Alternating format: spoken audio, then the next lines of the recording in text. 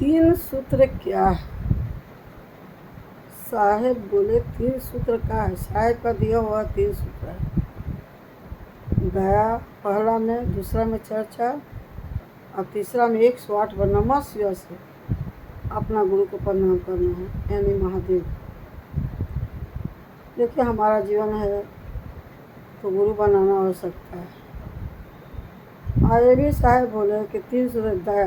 दया का मतलब क्या है? देखिए हम लोग तो पूजा पाठ जानते नहीं हैं, शिव को कैसे मनाना है, क्या करना है, क्या चलता है, क्या नहीं चलता है, तो उस बात का तो हम लोग है नहीं। इसीलिए शिव से हम लोग दया मांगते हैं। हे शिव, आप मुझ पर दया कीजिए कि हम आपका चर्चा कर सकें। और चर्चा का मतलब है लोगों को बताना शिव के बारे में। जितने लोग को बताइएगा उतना ही आपको अच्छा होगा, भलाई होगा। कहते हैं किसी का दुख दर्द हारने से कम होता है। और तीसरा में नमः शिवाय, मन से गुरु को, मन से आप माने हैं तो मन से गुरु को प्रणाम करना है। दया मतलब है कि हम लोग वो तीन सूत्र से मन दया है। दया एक सीढ़ी है, महादेव के पास पहुंचने का सीढ़ी है। अगर हम लोग छत बना लिए, साहेब बोल रहे थे, हम लोग छत 2 तला 3 तला ठोक दिए, उसमें सीढ़ी नहीं लगा तो आप कैसे चढ़िएगा? उसी तरह दया है। एक साहेब बोले कि ये दया का पात्र केवल मुस्लिम भाई का था।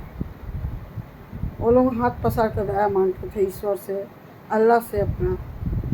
तो बोला कि वही हाल हम लोग का भी है, क्योंकि वो लोग भी उतना पूजा पाठ नहीं जानता, हम लोग भी नहीं जानते शिव को कैसे पूजा पाठ होता है, देवी देवता।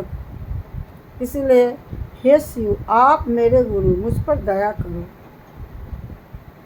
दया जरूर करके ही गुरु का चर्चा करना पड़ता है। साहब बोले ये तीन सूत्र का माध्यम अगर आप पकड़ लीजिए ना और उसका आधार से चलिएगा दया मांगकर, तो आप मंजिल पहुंचने में देरी नहीं लगेगा। हमारा रास्ता में अभी हम लोग हैं, लेकिन मंजिल कौन है? हमारा महादेव है। हमारा महादेव मंजिल है। वहाँ पहुँचने के लिए तो अच्छा साधु संत तपस्वी सब किए, लेकिन हम लोग कैसे जाएंगे इतना तो जानते नहीं। इसीलिए शिव से दया मांगे। दया एक मन को स्थिर करता है। मन को स्थिर कर अगर आप दया मांगिएगा, ऐसे तो पूजा पाठ आदमी करता है तो मन कहाँ कहाँ चल जाता है, लेकिन उसमें मन को मारना पड़ता है। हे शिव, आप मुझ पर दया करो।